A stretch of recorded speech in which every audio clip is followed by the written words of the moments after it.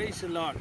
பீகாரில் பார்த்தீங்கன்னா ஒரு கூலி தொழிலாளி அவருடைய சொந்த பணத்திலிருந்து ஒரு 10 ஏழை பெண் குழந்தைகளுக்கு சைக்கிள் வாங்கி கொடுத்துருக்கிறார். பாருங்கள், அவர் ஒரு கூலி தொழிலாளி. அவர் எதுவும் தனக்குன்னு சேமித்து வைக்காமல் அதை என்ன செஞ்சுருக்கிறாரு, ஏழைகளுக்கு, அதுவும் கஷ்டப்படுற பிள்ளைகளுக்கு 10 சைக்கிள் வாங்கி கொடுத்துருக்கிறாருங்க.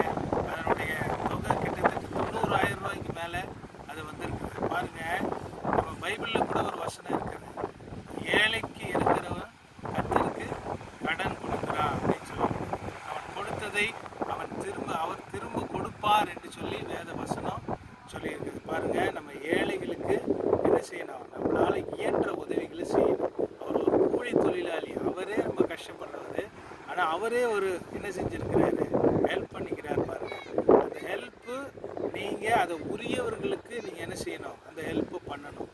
அதுதான் ரொம்ப பிரயோஜனமாக இருக்கும், ரொம்ப ஆசீர்வாதமாக இருக்கும். நீங்களும் யாருக்கு ரொம்ப பிரயோஜனமோ அவங்களுக்கு உதவி செய்யுங்க. கர்த்தர்